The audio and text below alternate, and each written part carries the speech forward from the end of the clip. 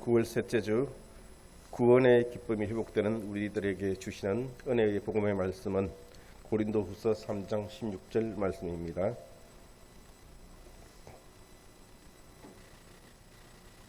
다 찾으신 줄 알고 한 목소리로 봉독하겠습니다. 시작. 그러나 언제든지 주께로 돌아가면 그 수건이 벗겨지리라. 아멘. 주께로 돌아가면 수건이 벗겨지리라는 제목으로 차명근 목사님께서 말씀을 전해주시겠습니다. 주님 이 시간 기름 부어주시고 축복하여 주셔서 오직 그리스도만 높임 받으시는 복된 시간 되게 하여 주시옵소서. 감사드리며 우리 주 예수 그리스도의 이름으로 기도합니다. 아멘. 네, 사랑합니다. 이제 설교단에 오르기 전에 이런 말씀을 주셨어요. 저는 여러분들이 저에게 할 수 없는 한 가지가 있어요. 그 뭐냐면 저를 실망시키는 거. 저는 실망이란 단어를 써본 적이 없어요.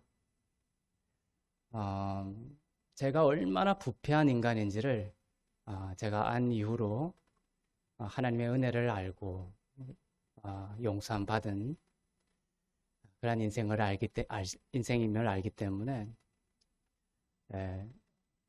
그러한 하나님과의 관계 속에서 저는 누군가가 나를 물론 실망시키는 그러한 일들이 없을 수는 없지만 저에게 실망으로 다가오지 않는 그러한 은혜를 주셨습니다.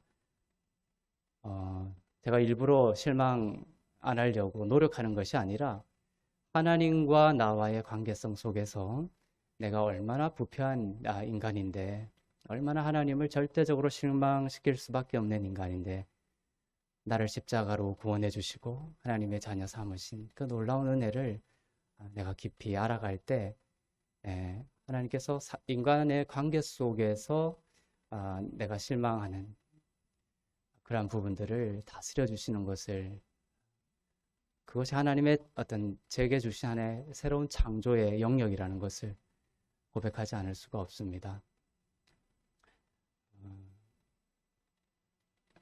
우리가 남을 비판하고 또 남에게 실망하고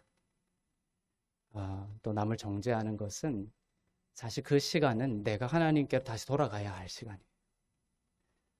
그것이 우리에게 자유를 주지 못합니다. 요즘 유튜브나 이런 거 보면 그런 어떤 심리적인 동영상이 참 많은 것 같아요. 예를 들면 나 혼자 편안하게 살기, 혹은 나에게 실망하는 관계 끊기, 어떻게 하면 잘 끊을 수 있을까? 이상하게 이런 것들이 많이 이제 현대 심리학 속에서 많이 드러나고 있는데, 성경에서 그런 거 본 적 있습니까? 나를 실망시키는 사람 관계 바르게 끊기, 나 혼자 편안하게 살기, 그런 거 없습니다.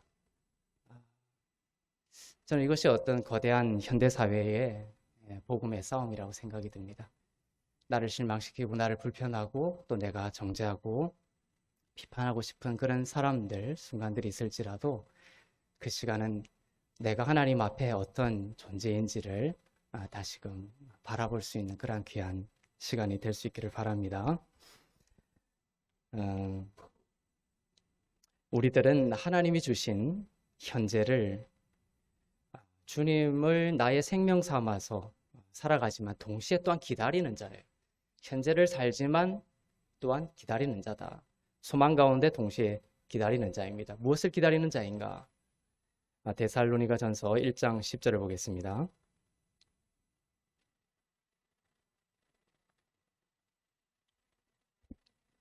시작. 또 죽은 자들 가운데서 다시 살리신 그의 아들이 하늘로부터 강림하실 것을 너희가 어떻게 기다리는지를 말하니, 이는 장래의 노하심에서 우리를 건지시는 예수시니라. 우리 믿는 자들은 하나님의 아들이 하늘로부터 강림하실 것을 기다리는 자입니다. 우리는 현재를 주를 생명 삼아 사는 자이지만 또한 동시에 주님의 다시 오심을 기다리는 자이다. 크리스천의 자세는 부르심을 따라 땅의 소명으로 걷는 것도 한 부분이지만 동시에 우리의 고개를 들고 주님의 다시 오심을 기다리는 것입니다. 신약에 보면 하나님은 이렇게 절대 말씀하지 않습니다. 무덤에 묻히게 될 것을 기다리라. 무덤에 묻히게 될 것을 기다리라. 이렇게 말씀하지 않습니다. 어떻게 말씀하시냐 하면 하나님의 아들이 다시 오실 것을 기다리라. 이렇게 하십니다. 여러분 지금 죽을 날을 기다리고 있습니까? 내가 어떻게 잘 죽을까? 어디에 묘지를 잘 정해가지고 죽은 이후에도 어떻게 사람들에게 잘 기억돼? 이런 것들을 기다리면서 살고 있습니까? 아니면 주님의 다시 오심을 기다리고 있습니까? 성경은 주님의 다시 오심을 기다리며 살라고 말씀하고 있습니다. 아무도 그 날과 그 시는 알지 못하죠. 주님의 다시 오시는 날과 시는 알지 못합니다. 그러나 가까이 왔습니다. 그것은 분명합니다. 민족이 민족을 대적하여 일어나고 나라가 나라를 대적하여 일어날 것이다 라는 말씀을 우리는 우리의 현실 속에서 경험하고 있습니다. 곳곳에 큰 지진과 기근과 전염병이, 이 전염병이 원어로는 복수형으로 되어 있습니다. 전염병들이죠. 전염병들이 있겠고 또 무서운 일과 하늘로부터 큰 징조들이 있으리라. 그러한 말씀이 말세의 징후로 오게 될 것이다. 그것을 우리가 경험하고 있습니다. 특히 또한 예루살렘을 주목할 필요가 있죠. 예루살렘도 유대인들이 전 세계로 흩어지고 그 땅은 이방인들에 의해 밟히다가 지금 여러분들이 살고 있는 이 세대, 우리 세대에 나라를 이루게 되었습니다. 그것이 주님의 다시 오심과 관련이 있다는 것이죠. 주님이 다시 오시는 날이 점점 더 가까워졌음을 말해줍니다. 누가복음 21장 24절을 보겠습니다.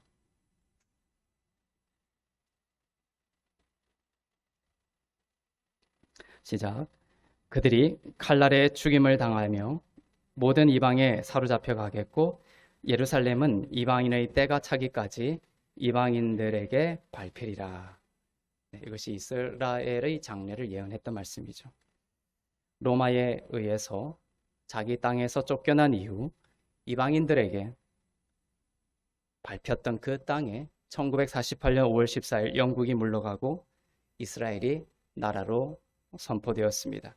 이것은 이스라엘이 나라로서 돌아오게 될 것을 예언한 구약의 성취입니다.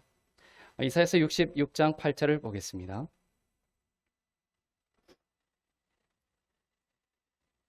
시작. 이러한 일을 들은 자가 누구이며 이러한 일을 본 자가 누구이냐? 나라가 어찌 하루에 생기겠으며 민족이 어찌 한순간에 태어나겠느냐? 그러나 시온은 진통하는 즉시 그 아들을 순산하였도다. 이렇게 말씀하고 있죠. 예언하고 있죠. 나라가 어찌 하루에 생기겠으며. 무슨 나라를 말하고 있는 걸까요? 물론 궁극적으로는 하나님의 나라이지만 이것은 장차 주님의 재림하시기 전에 일어날 일들에 대한 예언이기도 합니다. 나라가 어찌 하루에 생기고 민족이 어찌 한순간에 태어나겠느냐. 그러나 그러한 일이 일어날 것이다 라는 예언입니다. 시온이 진통하며 그 아들을 순산할 것이다. 이스라엘이 세워진 것을 말합니다. 우리에게는 좋은 일이 오고 있다라고 하나님께서 약속하셨습니다. 그 중에서도 가장 좋은 일은 바로 하나님의 아들이 하늘로부터 강림하시는 것입니다. 그때가 되면 우리는 새로운 몸을 입고 주님과 영원히 함께 있게 될 것입니다. 우리의 부활한 몸으로 우리는 바로 부활한 몸으로 부활하게 될 것이고 변화될 것이고 하늘로 들려 올라갈 것입니다. 아픔도 없고 고통도 눈물도 없는 그러한 몸을 입게 될 것입니다. 고린도전서 15장 51절에서 54절 보겠습니다. 시작. 보라, 내가 너희에게 비밀을 말하노니 우리가 다 잠잘 것이 아니요 마지막 나팔의 순식간에 후련히 다 변화되리니 나팔 소리가 나매 죽은 자들이 썩지 아니할 것으로 다시 살아나고 우리도 변화되리라. 이 썩을 것이 반드시 썩지 아니할 것을 입겠고 이 죽을 것이 죽지 아니함을 입으리로다. 이 썩을 것이 썩지 아니함을 입고 이 죽을 것이 죽지 아니함을 입을 때에는 사망을 삼키고 이기리라고 기록된 말씀이 이루어지리라. 아멘.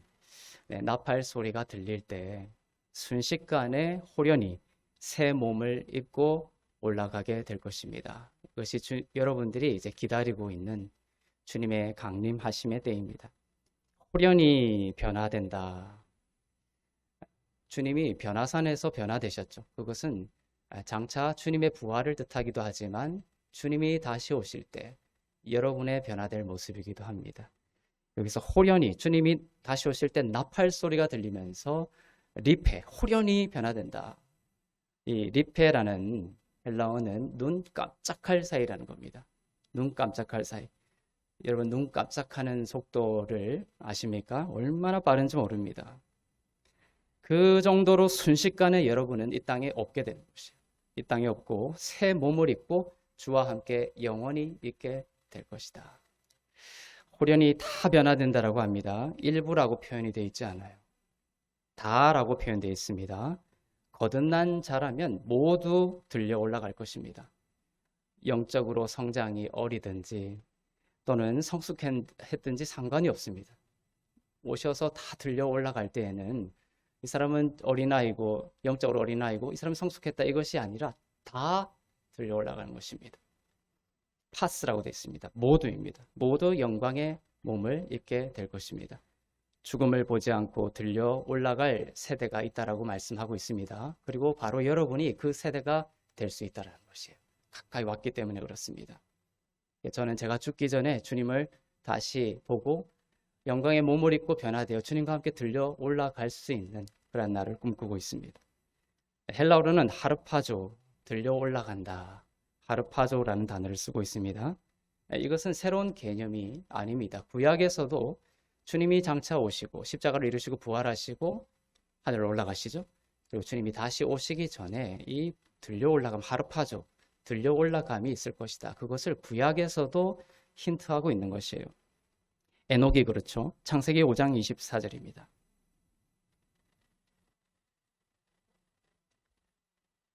시작. 에녹이 하나님과 동행하더니 하나님이 그를 데려가심으로 세상에 있지 아니하였더라. 에녹은 죽지 않았어요. 몸으로 들려 올라갔습니다. 세상에 다시는 있지 아니하였죠. 에녹은 죽음을 보지 않고 휴거되었습니다. 우리도 주님의 영광의 형체와 같이 변하여 온 우주가 우리의 활동 무대가 될 것입니다. 주님이 부활하시고 새 몸을 입고 제자들에게 나타나셨죠. 굳게 닫힌 문을 뚫고 들어오시고 제자들을 떠날 때 지붕을 뚫고 올라가십니다. 먹기도 하고 마시기도 하십니다. 그것이 우리가 상상할 수 없는 우리가 입게 될 그 새 몸입니다. 주님이 입었던 그 몸. 중력의 법칙을 받지 않죠. 그냥 온 우주가 여러분의 새 몸을 입은 무대가 될 것이다 라는 것입니다. 빛보다 빠르고 어떠한 장애물도 우리를 막을 수가 없게 될 것입니다.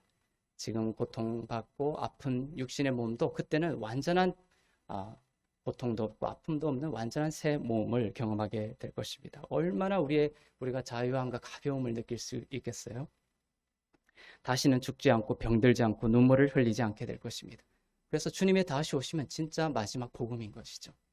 우리를 완전히 자유롭게 하는 것입니다. 누가복음 21장 27절에서 28절입니다. 시작. 그때에 사람들이 인자가 구름을 타고 능력과 큰 영광으로 오는 것을 보리라. 이런 일이 되기를 시작하거든 일어나 머리를 들라. 너희 속량이 가까웠느니라 하시더라. 네. 여기서 속량은 몸의 속량을 말합니다. 여러분이 예수님을 믿을 때 여러분의 영혼은 속량을 받으셨어요. 분명히 거듭났죠. 그런데 여기서 또 속량을 이야기하죠. 남은 속량이 있습니다. 그것은 바로 몸의 속량을 말하는 거예요. 여러분은 부활한 자입니다. 근데 단 하나 부활하지 않은 부분이 있어요. 딱 하나. 몸의 부활을 말합니다. 새로운 몸을 입게 될 것이라는 것이에요. 주님이 오시면. 의의 복음, 은혜의 복음으로 치유와 경험을 경험하면서 우리가 살아가죠. 이 땅 가운데. 분명히 치유가 있고 생명의 회복이 있습니다. 그렇지만 재림하기 전까지는 우리가 주님이 재림하시면서 영광의 몸을 입기 전까지는 불완전할 수밖에 없어요. 치유되기도 하고 또 아프기도 하고 또 치유되기도 하고 하지만 그러한 놀라운 능력을 입기도 하지만 완전하지는 않다는 것이죠. 그러나 여러분의 몸의 속량이 기다리고 있습니다. 몸의 속량이 가까웠습니다. 주님이 명하십니다. 일어나 머리를 들라. 머리를 들고 살아갈 수 있기를 바랍니다. 머리를 푹 숙이고 절망 가운데 있지 말고 머리를 들고 인자가 구름을 타고 다시 오심을 고대하며 사시기를 바랍니다. 주님의 재림을 이야기하면 두려워하는 사람이 있죠. 이것이 교회 가운데 오랫동안 잘못 가르쳐 온 부분입니다. 주님의 재림은 이처럼 우리에게 진짜 복음이에요. 그러나 많은 성도들이 주님의 재림하면 두려워합니다. 주님이 다시 오실 때에는 믿는 자들에게는 죄와 상관없이 오는 것임을 믿으시길 바랍니다. 히브리서 9장 28절입니다.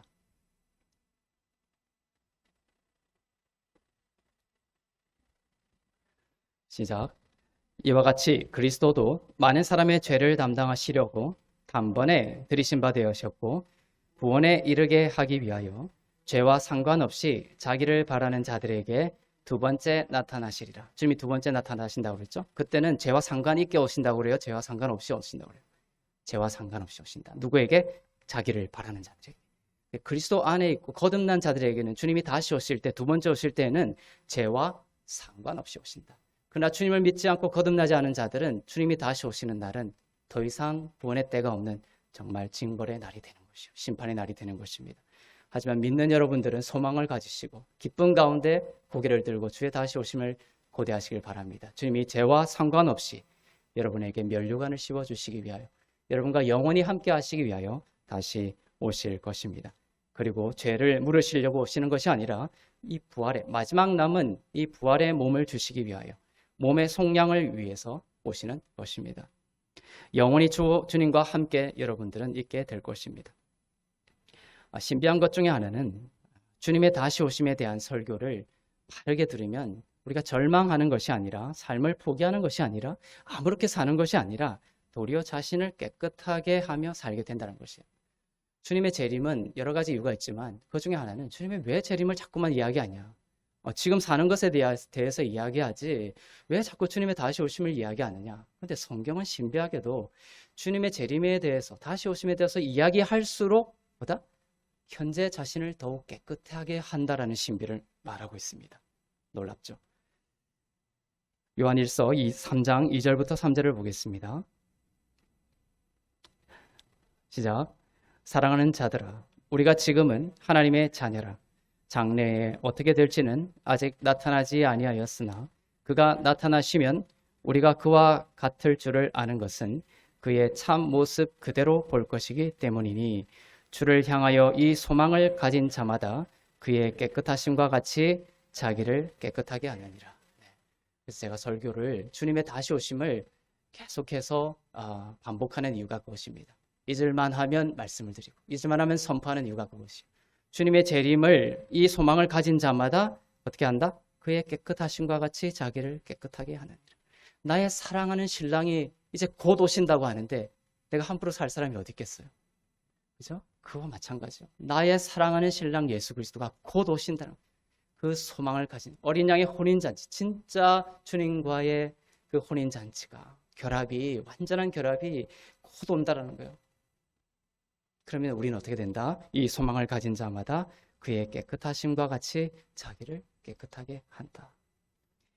주님의 재림에 대해서 더욱 설교할수록 주님은 여러분을 부활하신 주님과 같이 깨끗하게 빚어 가실 줄로 믿습니다.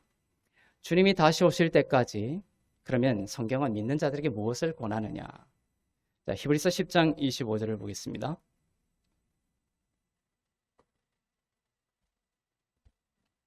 시작.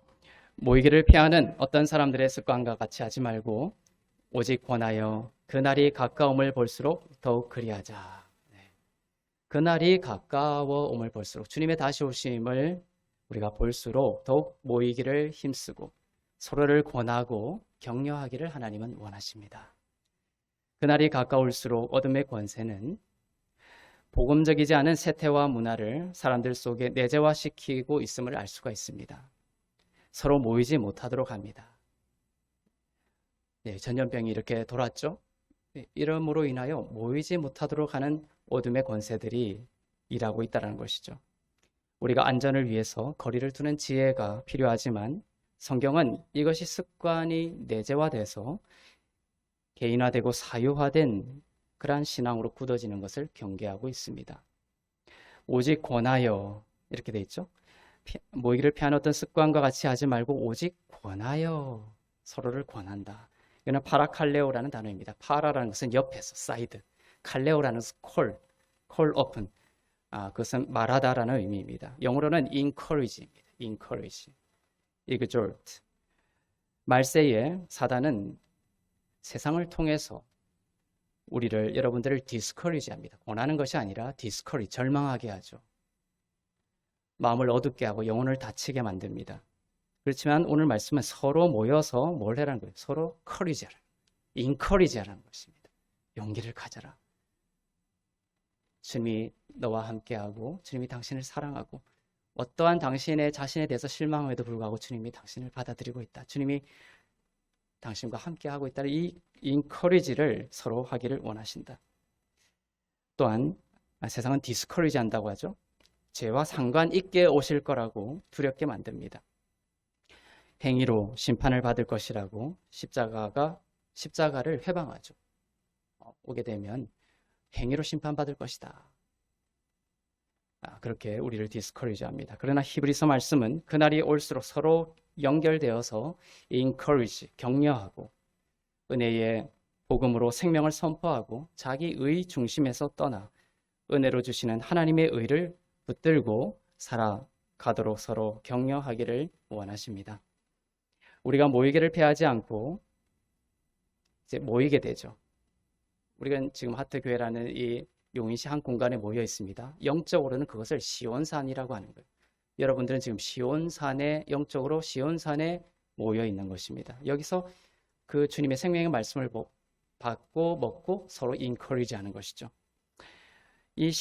여러분이 모였다. 우리가 그날이 올수록 모이기를 힘쓰고 하는데 많은 사람들이 딴 곳에 모여 있어요. 하지만 하나님은 시온산에 모이기를 원하신다. 모이더라도 신의 산에 모이는 것이라면 서로 인커리지 하는 것이 아니라 그 권하는 것은 정죄요 심판이요 사망이 되겠죠. 서로에게 실망해서 서로 분리하고 파편화되는 것입니다. 그것이 신의 산에 모였을 때 일어난 일들이에요.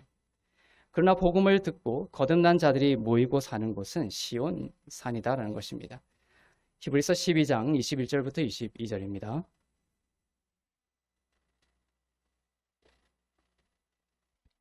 시작. 그 보이는 바가 이렇듯 무섭기로 모세도 이르되 내가 심히 두렵고 떨린다 하였느니라. 그러나 너희가 이른 곳은 시온산과 살아계신 하나님의 도성인 하늘의 예루살렘과 천만 천사와 이렇게 되어 있죠. 너희가 이른 곳은 이렇게 되어 있죠. 여러분들이 이른 곳. 예수 믿고 거듭난 자들, 여러분들이 영적으로 이른 곳은 신의 산이 아니라 어디다? 시온산이다. 신의 산은 당대의 가장 뛰어난 인물 모세까지도 두려워 떨었다라고 되어 있어요. 하지만 시온산은 가장 나에게 실망하고 내가 가장 실망스럽죠. 나에게 가장 실망스럽고 가장 절망적인 영혼도 두려워 떠는 곳이 아니라 기쁨으로 잔치를 벌이는 곳이 바로 시온산이 되는 것이에요. 시온산이 여러분의 주소입니다. 하나님은 신의 산에 계시지 않습니다. 하나님은 더 이상 신의 산이 없습니다. 그런데 아직도 하나님이 신의 산에 있다라고 가르치는 곳이 있다는 것이에요. 많은 사람들이 예수를 믿는다라고 하면서도 신의 산에 살고 있습니다. 모세처럼 두려워 떨며 신앙생활하고 있는 거예요. 신의 산은 요구하는 산이고 시온산은 공급하는 산입니다. 신의 산에 거할 때는 항상 영적인 상태가 뭐냐면 하나님이 끝없이 우리에게 뭔가를 요구하는 하나님으로 다가오죠. 하지만 시온산은 너희가 할 수 없으니 내가 그 의를 공급하겠다는 것입니다. 공급의식이에요. 신의 산은 하나님을 요구의식으로 받는 곳이고 시온산은 하나님을 공급하시는 분으로 받는 곳입니다. 내가 할 수 없기 때문에 그렇습니다. 신의 산에서는 그래서 3,000명이 죽었고 하나님을 요구하는 분으로 계속 받아들인 영은 죽음이 기다리고 있어요. 3,000명이 죽었고 시온산에서는 성령이 강림하시오. 시온산은 사도행전 2장에 성령이 강림하신 그 산을 말합니다. 성령이 강림했을 때 베드로가 설교했을 때 3,000명이 살아나는 것이에요. 구약의 율법을 주었던 그 신의 산도 오순절이고 성령이 강림했던 사도행전 2장의 그 절기도 오순절입니다. 같은 오순절이에요. 근데 대비를 시키죠. 그렇죠? 신의 산은 요구하는 산이고 3,000명이 죽었지만 시온산은 하나님이 생명을 공급하시는 산이고 3,000명이 살아났다는 것이에요. 그것이 신약이고 은혜의 복음이고 바로 하나님이 우리에게 주시는 놀라운 의의 복음인 것입니다. 시온산은 믿는 자들이 살고 있는 신약, 새 언약을 상징합니다. 시내산은 무섭고 모세마저도 두려워 떨었던 죽음의 산이지만 시온산은 잔치가 있고 생명이 있고 모든 하늘의 공급이 있는 곳입니다. 믿는 성도들은 그날이 가까워 오는 것을 볼수록 이 시온산에 모이게 되는 것이에요. 시온산에 모여서 모든 베일을 벗고 시내산에 있다라는 것은 다른 말로는 얼굴이 베일로 가려지고 수건으로 가려져 있는 것입니다. 주님을 알지 못하기 때문에 그래요. 시온산에 거한다는 것은 그 베일이 벗겨졌다는 것이에요. 이제 주님의 영광을 보는 산인 것입니다. 시온산에 여러분들은 모여서 모든 베일을 벗고 그리스도의 영광의 광채를 비추는 베일이 벗겨진 은혜의 복음의 설교와 권면과 신앙의 삶을 살도록 하십니다. 자, 시온산에서 일어나는 일입니다. 이거는 시내산에 일어나는 일이 아니라 시온산에서 일어나는 일에 대한 하나님의 말씀을 보겠습니다. 이사야서 25장 6절부터 9절 말씀입니다.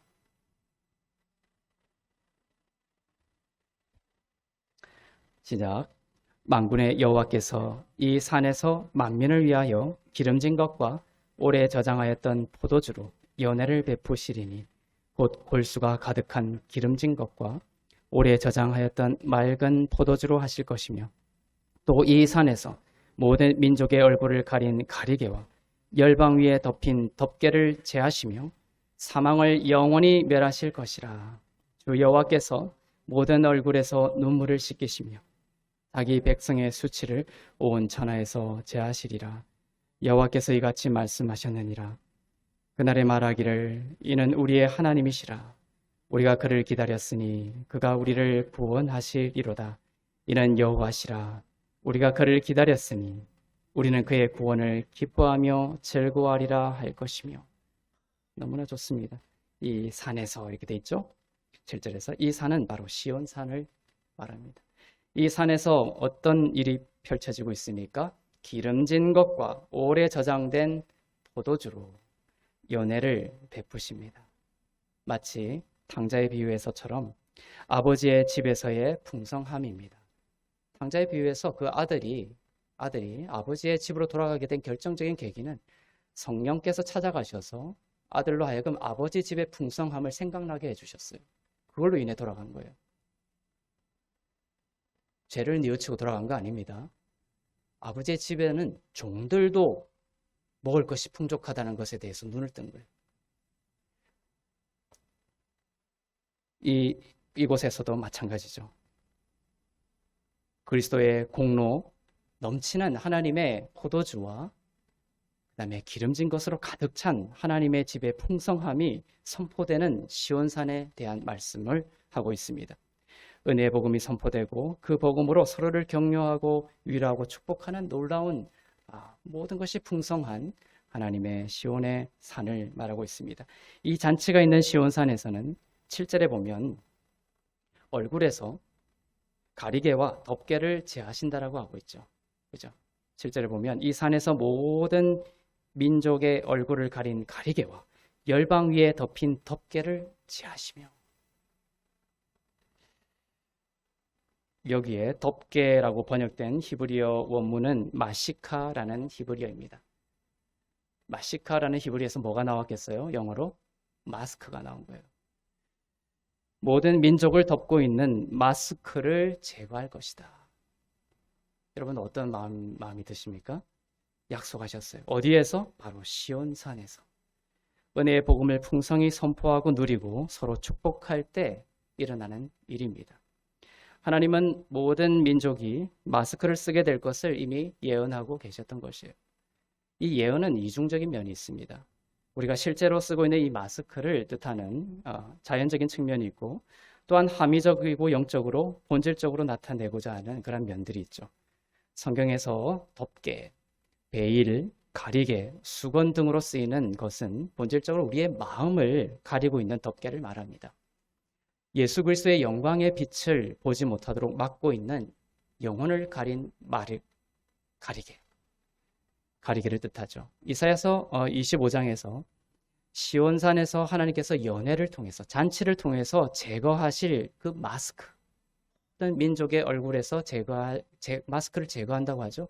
그 마스크의 본질은 바로 그리스도의 빛, 은혜의 복음, 의의 복음을 보지 못하도록 가리고 있는 영혼의 덮개를 말하는 것이에요. 고린도후서 3장 15절을 보겠습니다.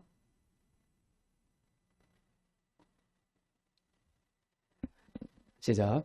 오늘까지 모세의 글을 읽을 때에 수건이 그 마음을 덮었도다. 당시 그 초대교회 때 바울이 이렇게 쓰고 있어요. 그때도 그랬죠. 지금도 그렇습니다. 모세의 글을 읽을 때 모세오경을 말합니다. 당시에 성경이 정경화되지 않았을 때는 모세오경을 주로 읽었죠. 서신서도 읽고, 이 모세의 글은 구약을 대표하는 표현법이에요. 모세를 읽을 때에 뭐다? 수건이 그 마음을 덮었도다. 오늘날 우리에게는 성경이 주어졌지만 여전히 모세의 글을 읽을 때, 구약을 읽을 때, 또 신약을 읽을 때조차도 수건이 그 마음을 덮고 있는 경우가 허다합니다. 모세오경을 읽을 때 유대인들은 아직도 예수 그리스도를 보지 못하고 있었던 것입니다. 껍질로서의 율법으로 읽고 있었습니다. 예수를 믿는다고 하는 사람들도 성경을 읽을 때 율법책으로 읽고 있습니다. 도덕책으로 읽고 있습니다.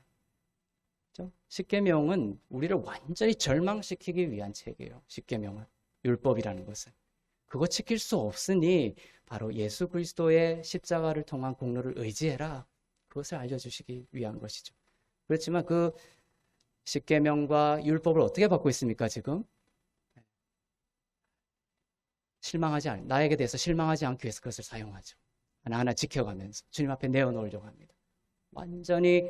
내가 완전히 이 거울에 비춰봤을 때 부패하고 절망하고 가능성 없는 자인데 그것을 발견하는 거예요.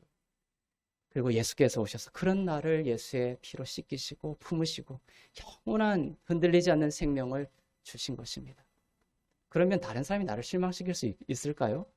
물론 연약하여 그런 일도 있겠지만 우리는 계속 이 시온산에서 주시는 복음으로 계속 돌아와서 하나님과의 관계를 회복하고 그걸로 인하여 우리가 맺고 있는 모든 인간적인 관계 속에서의 생명을 경험하게 되는 것이죠. 예수를 믿는다고 하는 사람들도 성경을 읽을 때 율법책을 읽고 있는 것입니다. 의의 복음으로 읽지 못하고 있습니다. 왜냐하면 바울이 지금 그 이유를 말한 거예요. 뭐다? 수건이 그 마음을 덮었기 때문입니다. 고린도후서 4장 3절부터 4절입니다.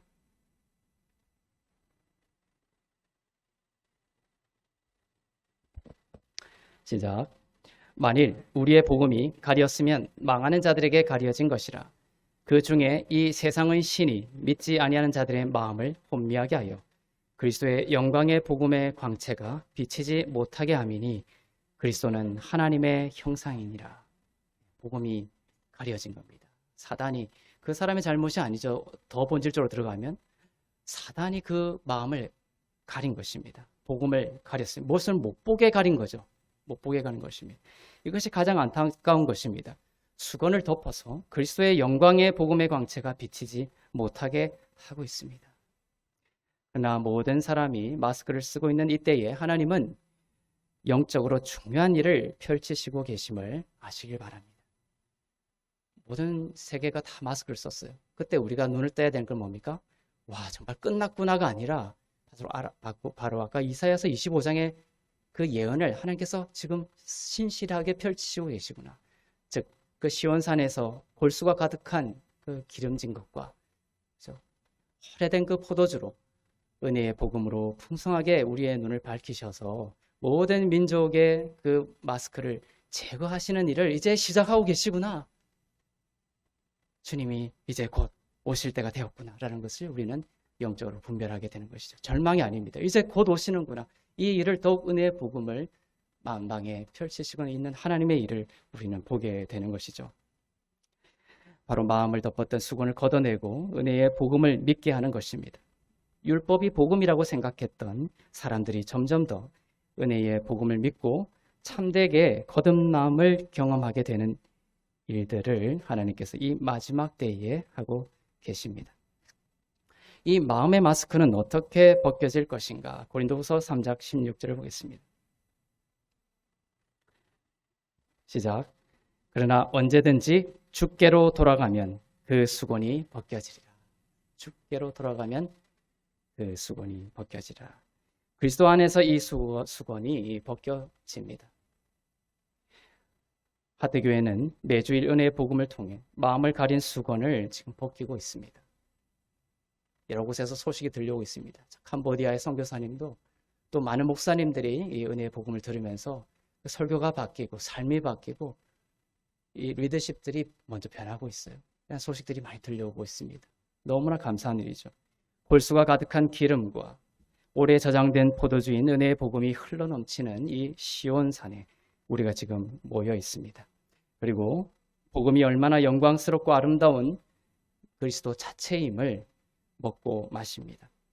사단은 하나님께서 죄를 사하셨음을 듣지 못하게 가리지만 주님은 은혜의 복음을 통해서 우리의 죄가 사함받고 하나님의 의가 되었음을 보게 하십니다. 은혜의 복음을 통해 마음을 가린 수건을 그 수건이 벗겨지는 것과 민족들의 얼굴 위에 덮인 그 마스크가 제거되는 것, 벗겨지는 것과는 신비로운 상관관계가 있다는 것을 우리는 알 수가 있겠죠. 누가복음 14장에 보면 하나님께서 베푸신 잔치가 하나 나옵니다. 어떤 사람이 큰 잔치를 베풀었습니다. 하나님을 뜻합니다. 어떤 사람이 큰 잔치를 베풀고 많은 사람을 종을 시켜서 청합니다. 이 잔치로 초대합니다. 이 종은 성령을 말합니다. 근데 이 잔치라는 거예요. 잔치. 또 잔치가 나오죠. 여기서도 잔치가 다시 언급됩니다. 그 잔치로 사람들을 초청합니다. 예수님이 부활하셨기 때문에 이제 모든 선하고 좋은 것들이 하나님의 부유함이 바로 믿는 자들에게 맡겨졌고 그것을 누리고 잘하고 흘려보낼 수 있도록 사람들을 초청하고 있는 것이에요. 하나님의 나라가 잔치로 표현된 것입니다. 그냥 그 잔치를 자기들만 누리면 되잖아요. 하나님의 나라는 초청하는 거예요. 바로 하나님의 나라는 주는 것이고 나누는 것이고 축복하는 것입니다. 자신을 희생하는 것입니다. 예수께서 우리를 위한 속량을 성취하셨기 때문에 하나님께서 하늘의 그 창고의 문을 열어 젖히신 것입니다. 큰 잔치를 베푸신 것과 같습니다. 그리고 사람들에게 오라고 초청합니다. 그러나 현실은 무엇입니까? 사람들은 핑계를 대고 오지를 않아요. 진짜 이 선하고 풍성한 것이 무엇인지를 아직 모르기 때문입니다. 누가복음 14장 18절을 보겠습니다. 이 핑계대는 세 부류의 사람들을 보겠습니다. 시작. 다 일치하게 사양하여 한 사람은 이르되 나는 밭을 샀음에 아무래도 나가보아야 하겠으니 청하건대 나를 양해하도록 하라 하고. 밭을 샀다는 것이 못 가겠다 잔치에. 말도 안 되는 핑계를 대고 잔치에 가지 않습니다. 밭을 사기 전에 밭을 보죠. 근데 이 사람은 뭡니까? 밭을 사고 나서 핑계는 밭을 보러 가야 되겠다. 이게 말이 안 되는 핑계를 대고 있는 것입니다. 두 번째 사람 보겠습니다. 누가복음 14장 19절입니다.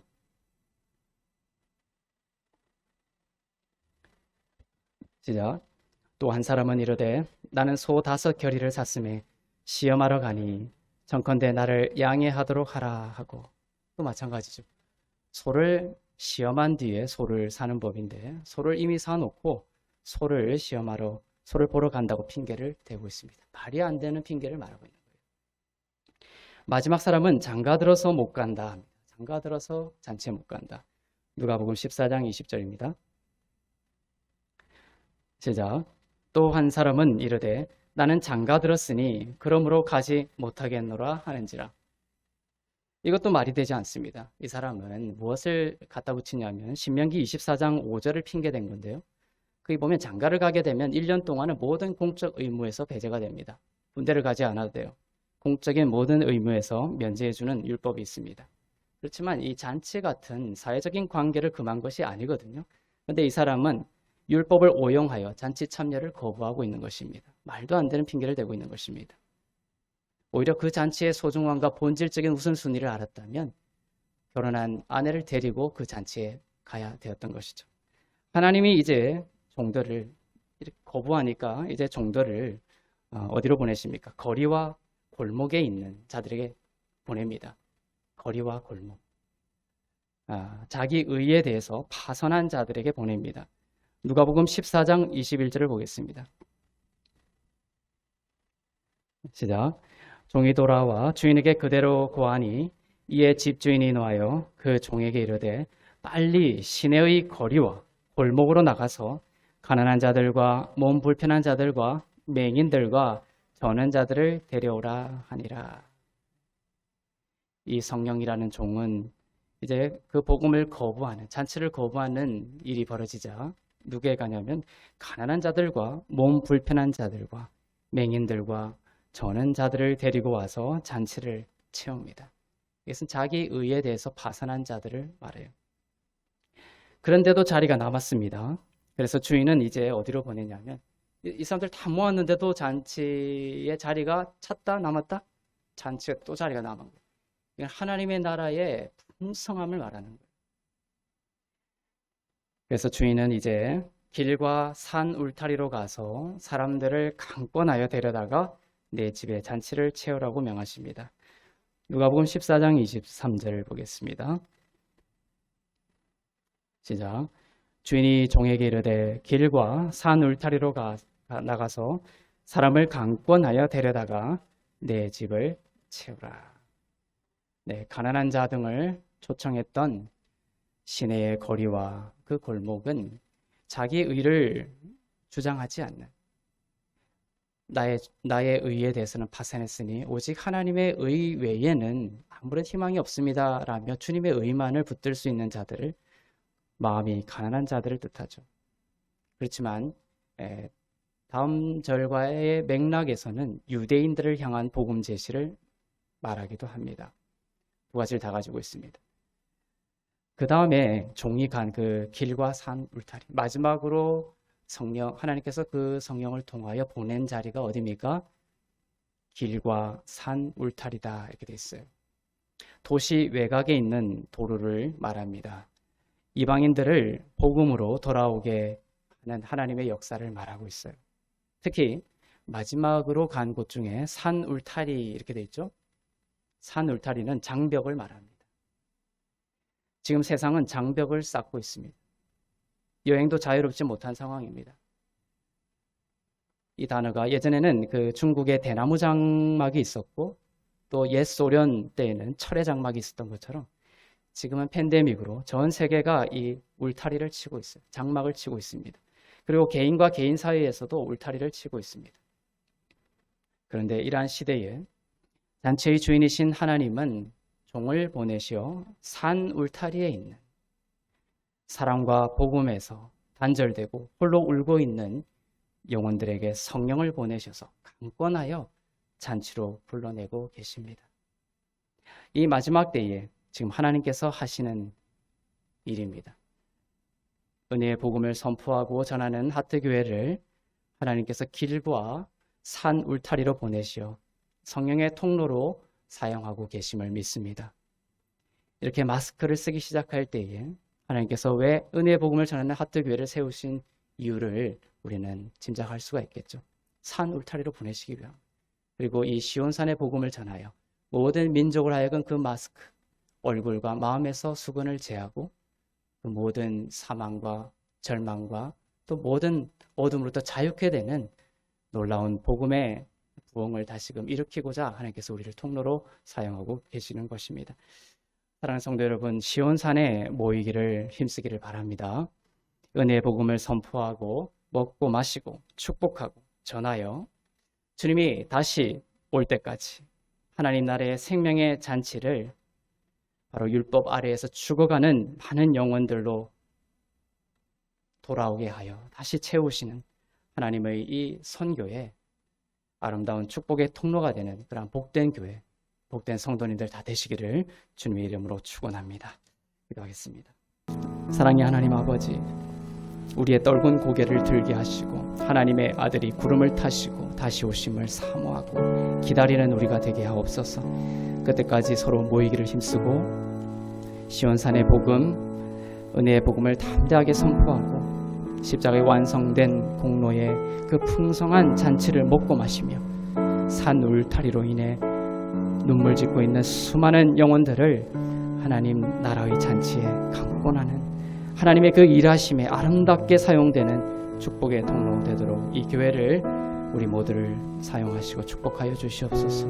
마음을 가린 수건이 날마다 복음 안에서 더욱 벗겨지게 하여 주시고 그리스도의 영광의 빛을 더욱 바라보고 살아나는 인생 되게 하여 주시옵소서.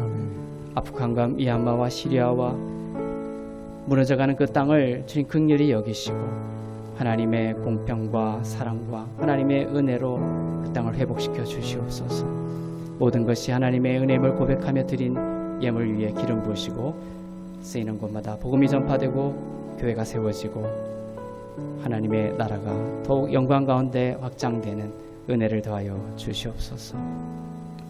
이제는 우리 주 예수 그리스도의 은혜와 하나님 아버지의 사랑과 성령님의 위로 교통 새롭게 하심의 역사가 율법의 수건이 벗겨지고 은혜의 주님을 온전히 바라보고 만나는 시온산에서의 삶을 살며 주님의 다시 오심을 기다리는 주 안에서 의롭고 흠없고 거룩한 교회 위에 흩어져 복음을 전하는 선교사님들 위에 나라와 민족들 위에 이제부터 영원토록 충만하시기를 간절히 축원하옵나이다. 아멘. 아멘.